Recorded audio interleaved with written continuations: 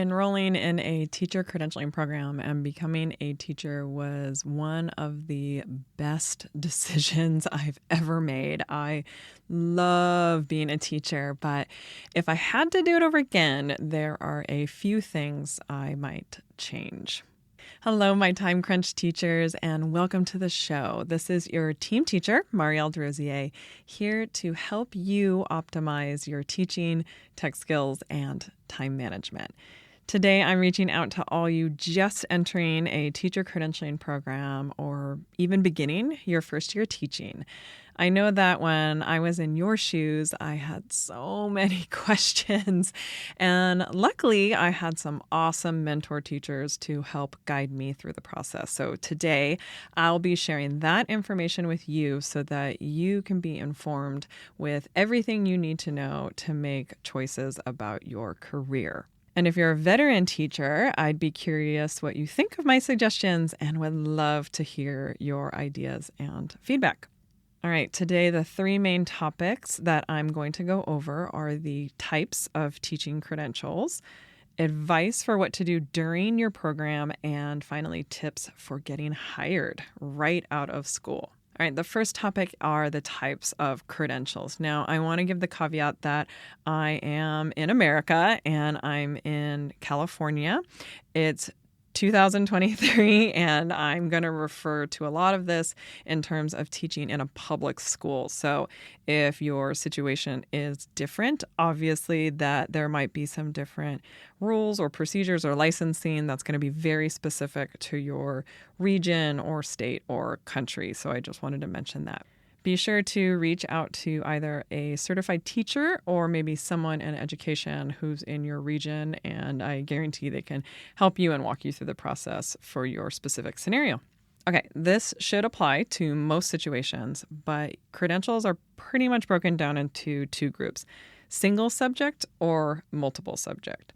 So single subject means just that, one subject. And normally these are required if you want to teach middle or high school in the States. So a single subject credential might be a math credential or a science credential. There's ones for PE, there's ones for art. You get the idea. And what's nice about a single subject credential is if that is your background, meaning if you got your bachelor's degree in history or maybe literature, then you will probably be incredibly prepared to get a single subject credential in that area. You can also add more single subjects later. Like I know plenty of people who have a single subject in math and they also got one in science.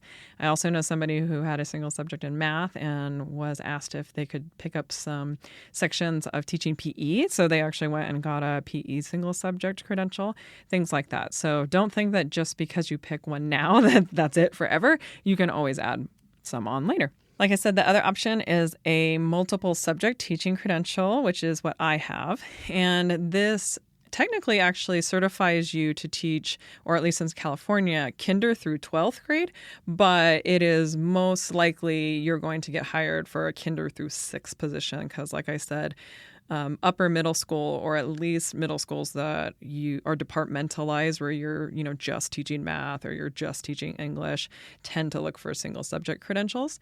And then definitely for high school, that's what they look for as well. So what's interesting about the multiple subject credential when you're getting it is that obviously you need to study a lot of different information throughout those grades. So you could be teaching, history in kinder, or you could be teaching it in 6th grade. So they expect you to know. It's not obviously going to dive as deep into single subjects as a single subject credential when you're getting it. But it does allow you to teach multiple grade levels. And depending on the school and the district and staffing, they may be looking for a lot of 3rd grade teachers. They may be looking for a kinder. So it does give you a little bit more choice in the grade level, but just know it doesn't lock you in a grade level. So even though you did your student teaching in 3rd and you really love 3rd grade, just because you have a multiple subject teaching credential does not guarantee that you will get a job in that grade. Whereas if you have a single subject, it's pretty likely likely that you will be teaching that subject. But then again, there's certain single subject credentials that have a lot more competition in them, or a lot more teachers that enter the field with that subject. English is one of them, the humanities. But to be honest, there is a giant teacher shortage right now. So you're probably going to get hired somewhere. But just keep that in mind that in at least California, math and science single subject credentials are very much, or credentialed teachers with a math or science single subject are very much sought after. And there's often bonuses if you have that credential. So that might be something you want to look in for your state. The other thing you want to look at, especially if you're still in school right now, is do you want to get a master's, or are you going to get a bachelor's degree and then get a teaching credential? Now, the route I did is I got my bachelor's degree. I actually have a bachelor's degree in psychology. That's a whole nother story. Maybe I'll make an episode about what I thought I was going to go into. It's very different than working with children. Anyways, and then I went through a credentialing program that took about a year and a half, and then some student teaching in that second year and for a couple months after. So when it was all said and done, probably 2 years for that. So about 6 years to become certified to teach in California. Let's talk, though, about master's degrees. A lot of my colleagues have a master's degree. What's nice about them is that you do get a little bit of a stipend in most cases, but let me put the emphasis on little bit. In California, for most districts and most people I know, it is very small. Like, for example, I think ours for our district, and I swear this has not changed in like 10 years, is I think you get anywhere from maybe $1,500 or $2,000 a year. So think about what your master's degree cost or will cost and whether an extra $2,000 a year will help pay that off. Maybe it is. I mean, for a lot of people, it's a nice little bonus. But the good news is for most public schools, your pay is determined by two factors: the number of college units you've achieved, and doesn't need to be in your subject area. Like I said, my bachelor's degree is in psychology. So it's the number of college units you have earned, and then the number of years you've been teaching. So as you teach more years, theoretically, your salary should go up. And as you have more schooling, or maybe go back to school or get more college units, your pay can also go up. So it's a really nice matrix where you can raise your salary either by years or by more education, or both at the same time. If you're curious what your state or districts look like, that's actually public information. So you can look up the school district for your area, or perhaps an area you're looking to work and apply in, and you can see exactly how much you would get paid. So like I said, the master's stipend can be kind of low, but since you're getting so many units as you're getting that master's degree, it'll put you higher on the scale in terms of college units, which is kind of nice. Some schools, actually, you can get your master's and your teaching credential at the same time. That might be a route that I think is probably the most lucrative. When I was in college, that program was actually much longer than just getting your teaching credential. So I decided to go a different route just based off of money, to be honest, and what I could afford. I couldn't afford to go to college any longer. So I was looking for a quicker route. But that might actually be a really nice, lucrative solution for you, is to get your master's and your teaching credential at the same time, if that is offered in a university near you. In my opinion, I think the most bang for the buck in terms of credentialing and masters is the SPED credential, the special ed credential or masters. For my friends and colleagues who are in SPED, it's a lot of work. It is not easy by any means, but it appears from my conversations with them to be incredibly rewarding.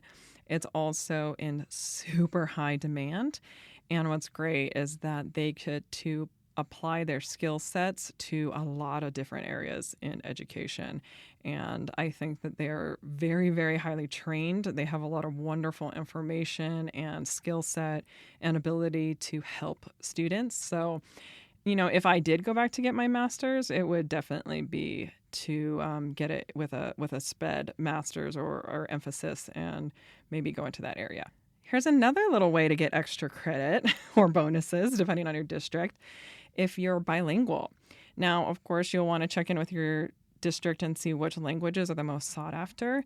And, part of it is being able to speak with students. So, for example, in my district, there's a lot of Spanish-speaking students, and there are actually bilingual classes in kinder, first, second, and third. And so you can become a bilingual educator, and in our case, teach in English and Spanish.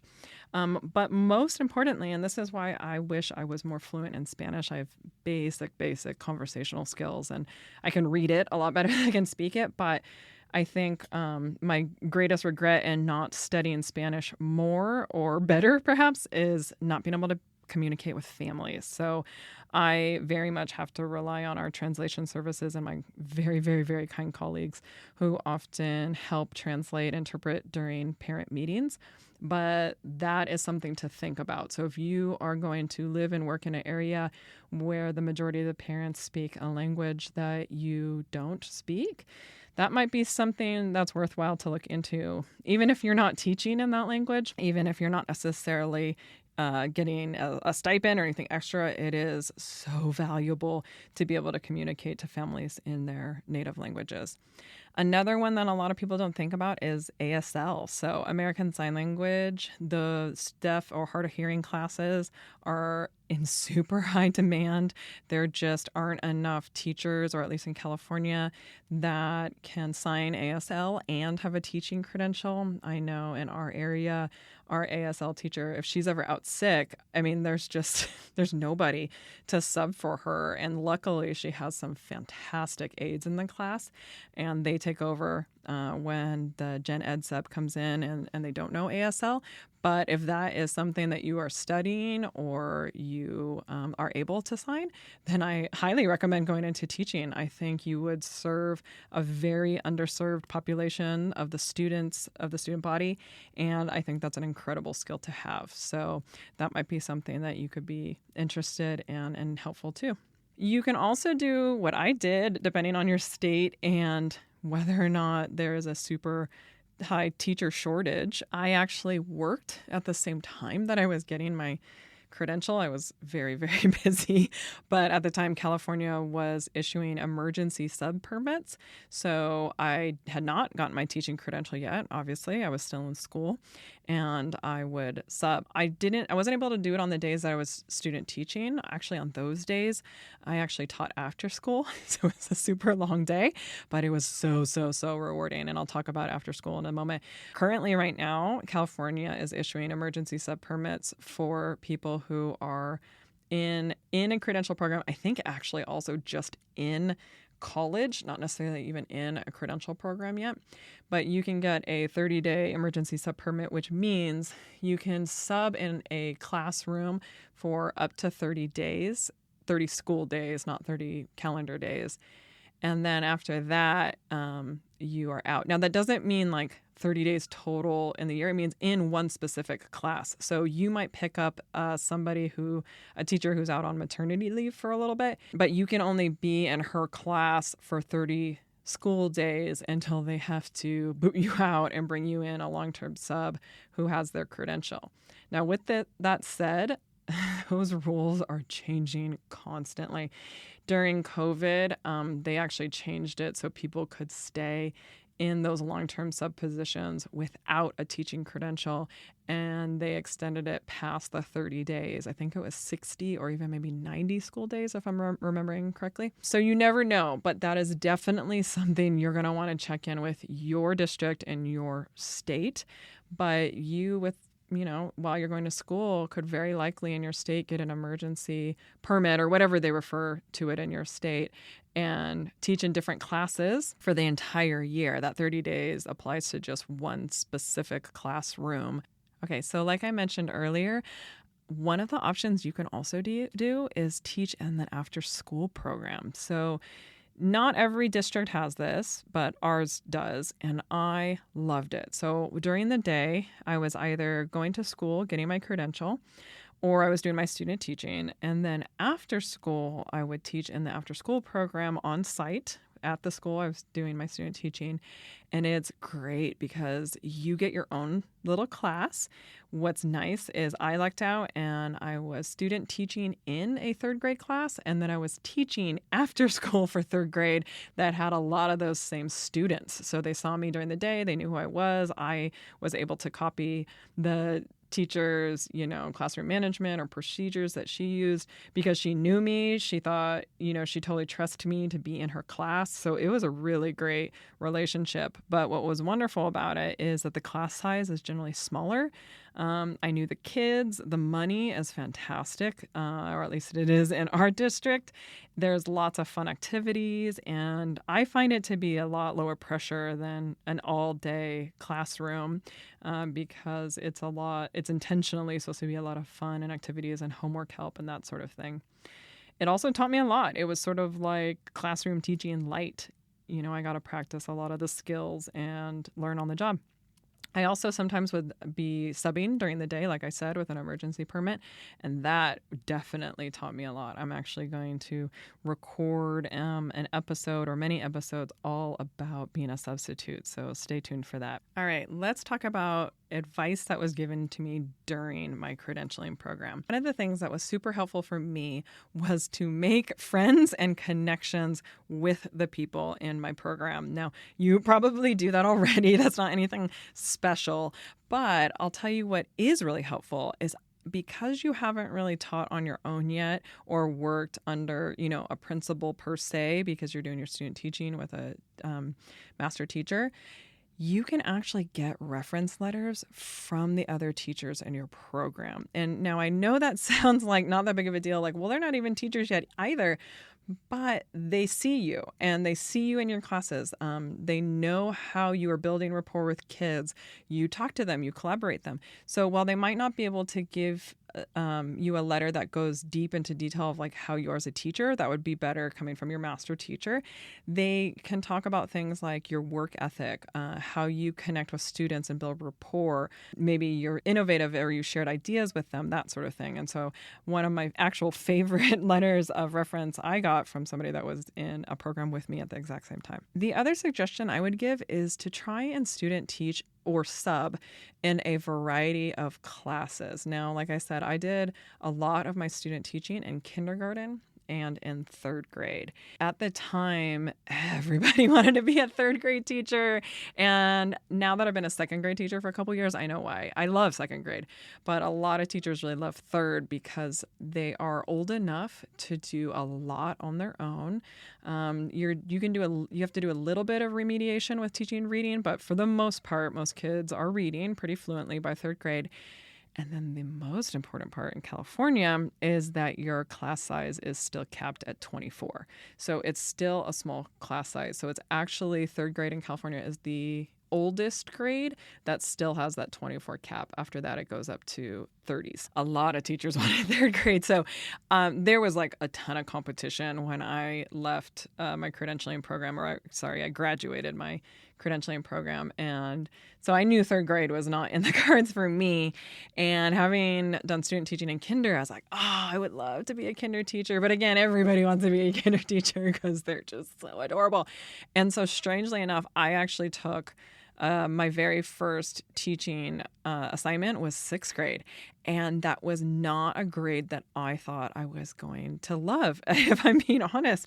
But I had done a little bit of subbing. And after you've done student teaching in kinder or third and you go into middle school, one, it can be a little bit of a shock because they are older. And, of course, there's a little attitude and everything that comes along with being a teenager. But they're going to feel so grown up to you. I mean, they do so much on their own. It is so nice. And most importantly, you don't have to tie anybody's shoes or laces, which is awesome. But I loved sixth grade and I actually stayed in it for a super long time, like over 10 years. And so I don't know if I would have given that first job a second glance or applied to it had I not experienced it, student teaching and subbing and getting to see other grades. So I highly, highly recommend trying to student teach and sub in many different grade levels or subjects as you can, because you'll start to really see which ones you love or which ones you're more curious about. All right, let's talk about courses. Now, for most teacher credentialing programs, you have to take the courses they give you. It's not like there's special ones you can choose. But I don't know, maybe that's changed. It's been almost 20 years since I've done a teacher credentialing program. It probably has changed. I cannot stress enough that if you have the opportunity to take courses on classroom management, please do that first. You can learn the content later. You can learn how to be a super effective math teacher or a fantastic history teacher. There are lots of resources for that. But classroom management is one of those things that even 18 years in, I work on and hone and try to get good at constantly. And it is so important because you can be an expert in your field for that matter, but if you don't have good classroom management, there will be no point. There'll be no teaching in your class. So if you can take classes on classroom management, if you can read books on it, I will actually be doing a couple episodes on classroom management specifically. So I'll have some videos and podcast episodes on that. But in my credentialing program, I was so grateful because my mentor teacher was fantastic at classroom management. And I also got to read a lot of different books that I thought were super helpful so that I could pick a strategy that worked the best for me. But I highly recommend focusing on classroom management first and foremost, and then your content for your grade level or your credential second. All right, let's talk about the important part, getting hired. Now, I'm going to be honest, there's a massive teacher shortage. You're going to get hired. Okay? You are. If you even have like an inkling of an interest into teaching, somebody's going to hire you. So don't worry about that. What you want to think about, though, is, maybe you want to be a little more choosy about where you're going to work, like which region or state or county or how big the school is. And of course, also what grade and subject. So obviously you're going into your credentialing program with that in the back of your head. But let's talk about different things you can do to help get you hired and to be marketable as soon as you get your credential. Now, I'm not going to sugarcoat it. Your first year teaching on your own is a lot of work. But I found it so fun. It is so exciting to finally get a class on your own and to do it the way you want to do it. But because in most cases you might be at a new school, meaning you might not get hired by the school you did your student teaching in. So most likely you're going to be at a new school. You may or may not be in a grade you've ever taught. And then you have a lot of different curriculum and systems and things that are very specific to that school to learn. So I don't want you to put too much pressure on yourself to be perfect. None of us are perfect on our first year teaching. I mean, I'm not even perfect now. Don't worry about that. Just have fun, learn as much as you can, and get experience in the grade level or subject that you are most passionate about. Something I'd recommend right now, especially if you're in your credentialing program, is to start putting together a teaching portfolio.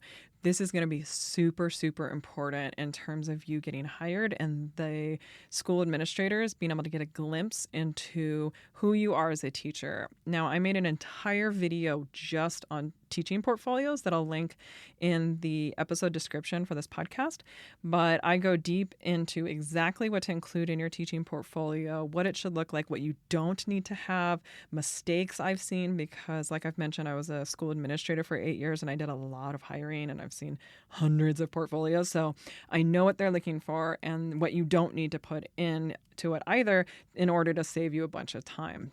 With all that said, when I was hiring, the number one skill I was looking for is this teacher coachable?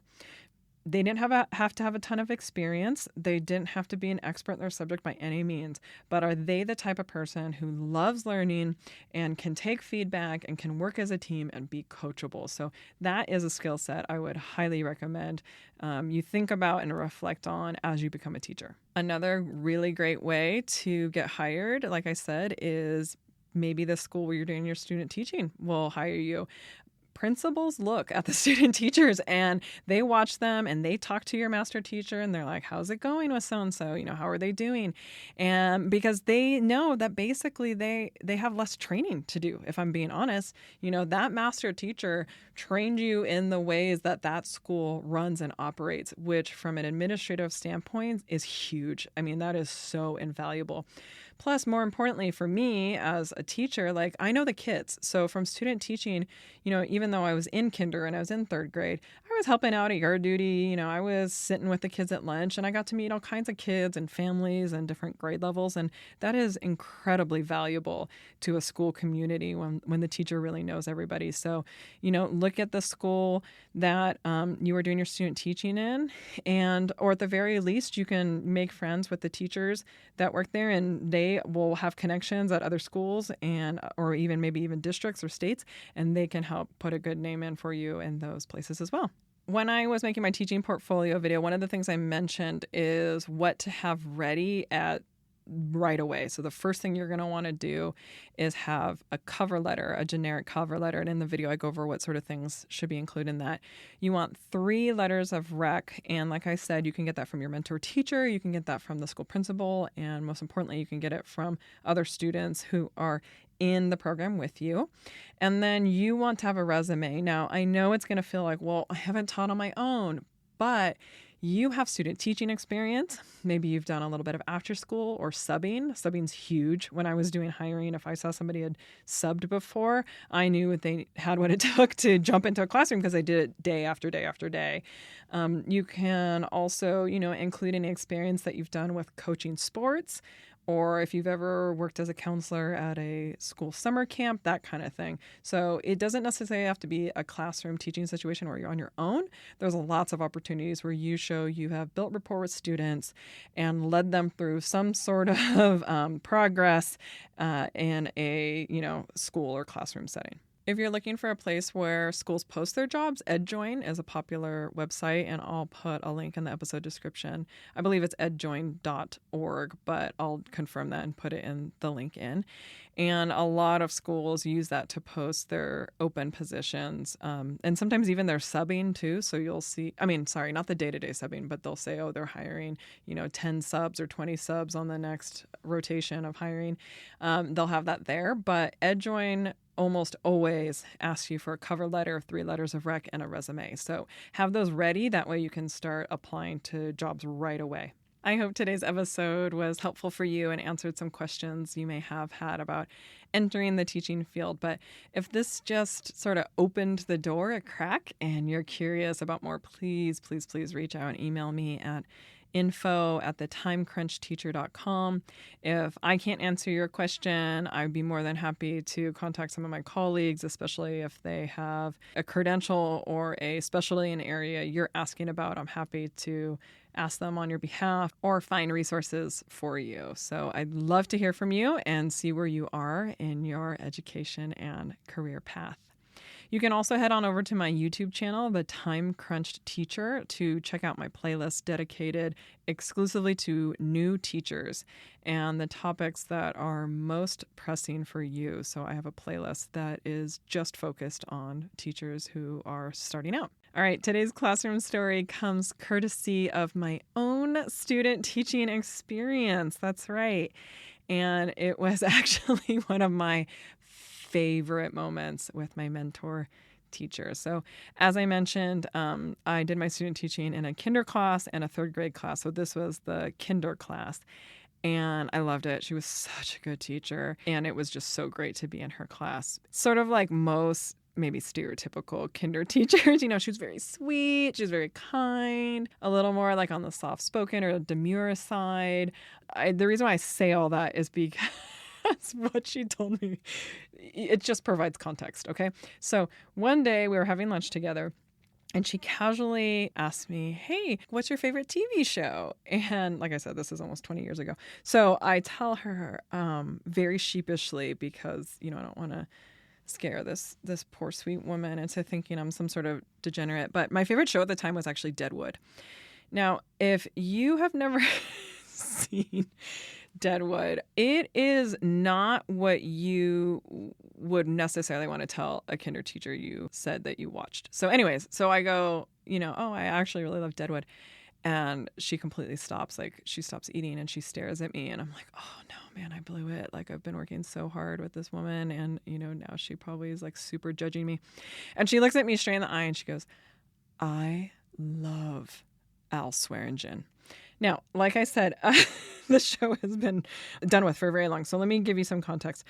Al Swearingen is probably one of the most morally foul characters on a TV. I mean, I actually really liked his character too.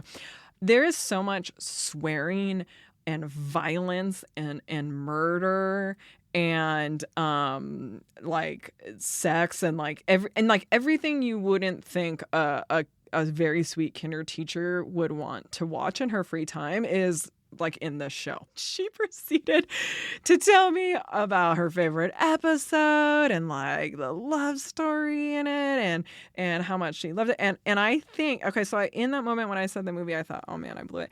And then after that conversation, I was like, I think I became her favorite student teacher. Like, I think in that moment, she was like, okay, Marielle's got what it takes to be a teacher. But if you've never seen the show, then this story probably makes no sense to you. But, if you just look it up, even without watching it, you get a sense. I'm struggling to explain it because I literally can't do a line from the show or explain like what Al Swearingen's job, it's not even a job, what he did was, because then I would have to change this to like an explicit rating on the podcast.